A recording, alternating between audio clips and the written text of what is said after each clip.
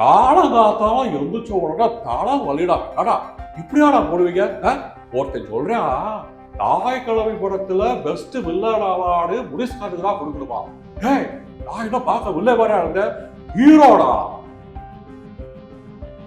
எல்லாரும் super star, தளபதி, இளைய தளபதி, supreme star இப்படின்னு போட்டுக்கிட்டு இருந்தப்போ, நீ மட்டும் எனக்கு அந்த மாதிரிலாம் எதுவும் வேணாம், என்னை ஏகேன்னு கூப்பிடுங்க, என்னை பேர் சொல்லி கூப்பிடுங்க அப்படின்னு சொன்னியே, நீ தாயா கெத்து. ஏன் புத்தகம் படிக்கிறீங்க அப்படின்னு என்கிட்ட வந்து கேட்குறாங்க சார். அவங்கெல்லாம் பார்த்தா எனக்கு அப்படியே என்னடா இது அப்படின்னு தோணுது. ஏன்னா நீங்கள் ஏன் இன்னைக்கு சாப்பிட்டீங்கன்னு யாராவது கேட்பாங்களா சார்?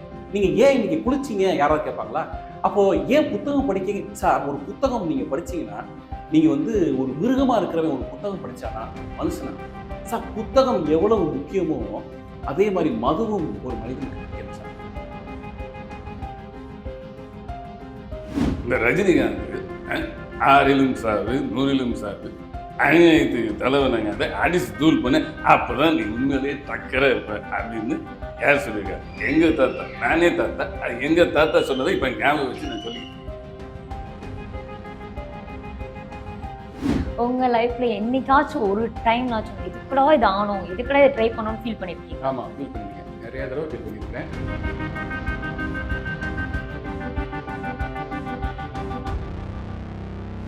சார், இப்ப இருக்க இந்த ஜென்சிக்குன்னு வாய்ஸ் நிறைய பேர் இருக்காங்க. பிரதீப் அப்படின்னு சொல்லிட்டு நிறைய ஜென்சிக்காகவே உருவாக்கின ஹீரோக்கு இருக்காங்க. அவங்கள யாராவது ட்ரை பண்ணிருக்கீங்களா? ஜென்சி இல்ல, ஆனா இப்போ இந்த தாய்க்கலை படம் வந்துச்சுல, ஆமா. அதுல வந்து இப்ப முனிஷ்காந்த் இருக்காருல்ல, ஆமா, ஆமா. முனிஷ்காந்த் வாய்ஸ் ட்ரை பண்ணிருக்கேன். ஓகே, நான் பண்ணி காமிக்கிறேன். ஓகே. முனிஷ்காந்த் சார் தாய்க்கிழவி படத்தை வச்சுதான், ஆனா இது ஓன் ஸ்கிரிப்ட். ஓகே. காலங்காத்தாலும் எந்திரிச்ச உடனே தலை வலிடா அடா இப்படியாடா போடுவீங்க? ஒருத்தன் சொல்றேன், தாய் கிழமை படத்துல பெஸ்ட் வில்லன் அவார்டு முனிஷ்காந்துக்கு தான் கொடுக்கணுமா? ஏய், நான் என்ன பார்க்க வில்லை வர இருந்தேன், ஹீரோடா. பராசக்தி ஹீரோட. சாரிப்பா, பராசக்தி ஹீரோ சிவகார்த்திகேயா. நான் வந்து தாய் கிழவியோட ஹீரோ. ஒருத்தன் சொல்றேன், ஏய் 2 இட்லியோட உறப்பு தான்டா அப்படியா? 6000 அவன் காசுல 1000 ரூபாய் வாங்கி தின்னுட்டு 50 ரூபாய்க்கு போரும் குடிச்சிட்டு 4 லட்ச ரூபா வாங்கி கிளவிய வந்து குணமாக்கிட்டு அவன் பொண்டாட்டிவே கல்யாணம் பண்ணிட்டா, இவன் தான்டா வில்லன்றா? ஏய், வில்லலாம் இல்லடா, யாருடானே? Okay, super sir. சார், ஒரு மிமிக்ரி ஆர்டிஸ்டா ஆகணும் அப்படின்னா என்னென்ன விஷயங்கள்லாம் மாத்திக்கணும், என்னென்ன விஷயத்துல பண்ணணும் அவங்க? மிமிக்ரி ஆர்டிஸ்ட் ஆகணும்னு ஆசைப்பட்டாலே போதும். குரல் வந்து ஒவ்வொருத்தருக்கும், இப்போ ஒருத்தருக்கு கணீர் குரல் இருக்கும், அப்ப கணீர் வாய்ஸஸ் ஆர்டிஸ்டா அவங்க ட்ரை பண்ணுவாங்க. ஒருத்தவங்களுக்கு கரகர குரல் இருக்கும், கரகர வாய்ஸ் ஆர்டிஸ்டா ட்ரை பண்ணுவாங்க. அப்படி பேச பேச ஒரு 4-5 ஆர்டிஸ்ட் வாய்ஸ் பேசிட்டாலே நிறைய 40 கிட்ட கொண்டு வந்துடலாம். ஓகே. ஆமா ஆமா, அதனால பிராக்டிஸ் பண்ணிக்கலாம். ப்ராக்டிஸ் அப்படிங்கிறது இருக்கு சார். நிறைய டெலிவிஷன் ஷோவில் வந்துட்டு மிமிக்ரி அப்ப இருந்த பீரியட்ல நிறைய மிமிக்ரி ஆர்டிஸ்ட் நாங்க பார்த்தோம். இப்ப ரொம்ப கம்மியா பாக்குற மாதிரி இருக்கு. இந்த டிஃபரன்ஸுக்கு என்ன சார் காரணம்? வேலை கிடைக்கல, வேலை இல்லை, ஷோஸ் தான் அவங்களுக்கு இருக்கு. ஒரு ஷோக்கு அப்ப அந்த ஷோஸ்க்கு போகணும்னா அவங்க டிவி இப்படி முன்னாடி போட்டுக்கணும். புகழ் அப்படின்னு ஏதாவது ஒரு 2-3 ஷோஸ்ல வந்துச்சுன்னா அவங்களுக்கு கொஞ்சம் ரேட் அதிகமாக கொடுப்பாங்க. அவங்களுக்கு ஏதாவது ஷோஸ் ஒரு மாசத்துக்கு 4 ஷோஸ் வந்துச்சுன்னா, 5 ஷோஸ் வந்துச்சுன்னா அவங்களுக்கு கட்டுப்படி ஆகும். இல்லைன்னா கட்டுப்படி ஆகாது. அதனால அவங்க வேற வேற வேலைகள் பார்த்துட்டு இருப்பாங்க. அதான் சொன்னேன்ல, கொத்தனாரா இருப்பாங்க, இப்படி வந்துட்டு இப்படி இப்படி இப்படி இப்படி இப்படி சிமெண்ட்டை பூசிக்கிட்டே பக்கத்துல கொஞ்சம் சிரிக்க வச்சுட்டு இருப்பாங்க. ஆமா. ஸோ மிமிக்ரி ஆர்டிஸ்ட் எப்பவுமே இருப்பாங்க. பட் இப்போ இன்ஸ்டாகிராம்ல நிறைய பேர் இருக்கிறாங்க. ஆமா. ஸோ சோசியல் மீடியா சார், நீங்க எவ்வளவு சோசியல் மீடியால ஆக்டிவா இருக்கீங்க சார்? அப்ப நான் இப்போ நவம்பர்ல இருந்து தான் வந்து இன்ஸ்டாகிராம்ல ஜாயின் பண்ணேன். அதுக்கு முன்னாடி இந்த யூடியூப்ல நான் ஒரு ஸ்கிரிப்டட் வீடியோவா போட்டுட்டு இருந்தேன். ஃபேஸ் காமிக்க மாட்டேன், படங்கள், லிப் மூவ்மெண்ட். இப்போ வந்துட்டு ஏஐல வந்துட்டு லிப் மூவ்மெண்ட் லிப் சிங்க் ஆகிற மாதிரி வந்துருச்சு. அதனால அதுல நிறைய கான்செப்ட்ஸ் போட்டுட்டு இருக்கிறேன். ஸோ ஓடிட்டு இருக்கு. எந்த மாதிரி கான்செப்டா எடுத்து பண்ற மாதிரி இருக்கும் சார்? திடீர்னு ஒரு பேங்க்குக்கு போவாங்க, பேங்கை கொள்ளையடிப்பாங்க. அந்த இடத்துல பேங்க் மேனேஜர் ஒருத்தர் இருப்பாரு, கொள்ளையடிக்க 4 பேர் போவாங்க. கொள்ளையடிச்ச பணத்தை என்ன பண்ணுவாங்க, அந்த பணத்தை கடைசியில் யார் வந்து லவுட்டிட்டு போவா, இது மாதிரியான கிளைமேக்ஸ் சொல்ல முடியும். பாமை வந்து டிஃப்யூஸ் பண்ண ஒரு ஸ்கூல்ல வச்சிருப்பாங்க. பாம் வச்சது யாரு, இவங்க போய் எப்படி டிஃப்யூஸ் பண்ண போறாங்க, அந்த இடத்துல ஒரு காமெடி ஆட்டோமேட்டிக்கா கிரியேட் ஆகும்ல. அப்போ இத்தனை ஆக்டர்ஸ் நமக்கு வந்து ரஜினியும் மம்முட்டியும் இனிமேல் சேர்ந்து நடிப்பாங்களா தெரியாது. விஜயகாந்தும் ரஜினிகாந்த் சேர்ந்து நடிக்கவே மாட்டாங்க, ஏன்னா அவர் இறந்துட்டாரு. இப்போ இவங்க எல்லாத்தையும் நம்ம ஒன்று சேர்ந்து பண்ணக்கூடிய ஒரு விஷயம் மிமிக்ரி ஆர்டிஸ்ட் இருக்கு. ஸோ அவங்க நினைச்சாங்கன்னா எல்லாரும் சேர்ந்து நடிக்கிற மாதிரி விஷயங்களை பண்ணலாம். ஓகே. சோ அது ஒரு என்கேஜா வச்சுக்கலாம் ஆடியன்ஸ். இவங்கள நடிச்சா எப்படிடா இருக்கும் அப்படிங்கிற ஒரு ஆமா. விஷயத்த. நான் ஒரு பாம் காமெடி பண்ணியிருந்தப்போ ரஜினி சார் இருந்தாரு, விஜய் சார் இருந்தாரு, அஜித் சார் இருந்தாரு. எல்லாரும் இருக்கவட்டி அது நல்லா ஒர்க் அவுட் ஆகுது. ஓகே. சார் இப்போ வந்துட்டு ஒரு மிமிக்ரி ஆர்டிஸ்டா நிறைய விஷயங்கள் நீங்க பண்ணிட்டு இருக்கீங்கல்ல. ஸோ முன்னாடி நீங்க ஒருத்தரை பத்தி சொன்னீங்க. அவரை பத்தி நாங்க டைலாக் கேட்கணும்ல. விஜய் சார் பத்தி சொன்னீங்க. ஸோ விஜய் சார் வாய்ஸ் எங்களுக்காக ஏதோ ஒரு டைலாக் பேசி காட்டுங்களே. இல்லைன்னா ஒரே டைலாக் எல்லாரும் அதே டைலாக் அவங்கவுங்க மாடுலேஷன் பேசினா எப்படி இருக்கும் அப்படின்னு கூட பேசலாம். ஆ. விஜய் சார் வந்து அஜித் சாரை பத்தி விஜய் சார் பேசினா என்ன பேசியிருப்பாரு அப்படின்னு. எல்லாரும் ரசிகர் மன்றம் வச்சு பாலாபிஷேகம் பண்ணிக்கிட்டு இருக்கிறப்போ ரசிகர் மன்றமே வேணான்னு சொன்ன பத்தியா நீ தாயா கெத்து. எல்லாரும் சூப்பர் ஸ்டார் தளபதி, இளைய தளபதி, சுப்ரீம் ஸ்டார் இப்படின்னு போட்டுக்கிட்டு இருந்தப்போ நீ மட்டும் எனக்கு அந்த மாதிரிலாம் எதுவும் வேணாம், என்னை ஏகேன்னு கூப்பிடுங்க, என்னை பேர் சொல்லி கூப்பிடுங்க அப்படின்னு சொன்னியே நீ தாயா கெத்து. எல்லாரும் அரசியலுக்கு போனா நம்மளை ஓட்டுவாங்க, நான் கார் ஓட்டவே போறேன்னு போன பத்தியா நீ தாயா கெத்து. எல்லாத்துக்கும் மேல உங்க ரசிகர்கள் யாராவது சேட்டை பண்ணா ஒத்த கண் பார்வையில தூக்குற பத்தியா நீ தாயா கெத்து. ஓகே. சார் இப்ப ஒரு விஷயம் நான் உங்களுக்கு ஃபன்னா நம்ம போலாம். ஒரு கேம் மாதிரி நம்ம வச்சுக்கலாம். நான் ஒரு சின்ன சின்ன கேள்வி கேட்கறேன். ஸோ இந்த மாதிரி வாய்ஸ் எடுத்து நீங்க பண்ணா எப்படி இருக்கும், அந்த டைலாக் பேசினா எப்படி இருக்கும் அப்படிங்கிறத கொஞ்சம் இதா போகலாம். சார் ரஜினி சாரோட டைலாக் இருக்குல்ல, அந்த டைலாக்க வேற யாராவது பேசினா எப்படி இருக்கும் அதை மட்டும் எங்களுக்கு பேசி காட்டுங்க. ஏதாவது ஒரு ரஜினி சார் ஏதோ ஒரு வாட்டவர் எது வேணா இருக்கட்டும். பாரதி ராஜா சார்.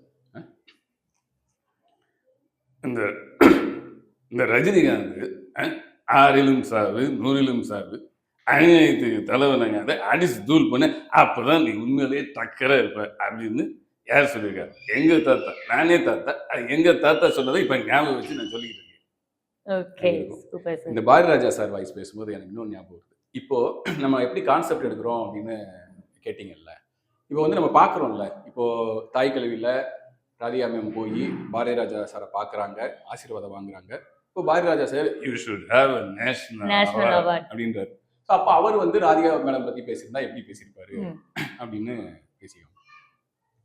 இந்த ராதிகா இருக்கால, இது வந்து இந்த லண்டன்ல படிச்சுட்டு டஸ் புஸ் புஸ் டஸ் புஸ் புஸ் அப்படின்னு சொல்லி ஏன்னு பண்ணிக்கிட்டு இந்த கிழக்கே போகும் ரயில் படத்துல வந்தேன். அது நடிக்க வைக்கிறதுக்கு நான் என்னமோ நடிச்சிட்டா, சுமாரா நடிச்சிட்டா. ஆனா என்னுடைய திரைப்படமான கிழக்கு சீமையில் அவர் நடிப்பை பார்த்து ஐ வாஸ் அமேஸ்ட். நான் அசந்து போனேன். இப்போ இந்த தாய் கிழவி படத்தை பார்த்து ஐ வாஸ் அஸ்டானிஸ்ட். அப்படி கிகே இருந்த பிள்ளையா இப்படி ஒரு நடிப்பை வெளிப்படுத்தினார். she should have national award for this. இந்தியாவிலே லேடி சூப்பர் ஸ்டார் என்று ஒன்று இருந்தால் அது ராதிகா மட்டும்தான். Okay, super sir. ஸோ நீங்க முன்னாடி சொன்ன மாதிரி ஒரு சேம் டைலாக்கு, ஸோ ரெண்டு பேரும் வந்து டிஃப்ரெண்டா பேசினா எப்படி இருக்கும் அப்படின்றது. ஒரு சைடு டைரக்டர், ஒரு சைடு வந்து ஹீரோஸ் அப்படி வச்சுக்கலாம். சேம் ஒரே டைலாக் தான் அப்படின்னு இருக்கும்ல. ஸோ அது மாதிரி ஏதாவது டைலாக் இருந்தா பேசிக்கலாம். மிஸ்கின் சார் பேசுறாரு ஓகே, புத்தகத்தை பத்தி.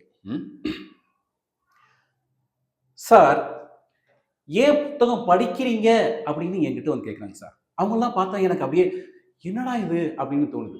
ஏன்னா நீங்க ஏன் இன்னைக்கு சாப்பிட்டீங்கன்னு யாராவது கேட்பாங்களா சார்? நீங்க ஏன் இன்னைக்கு குளிச்சிங்க யாராவது கேட்பாங்களா?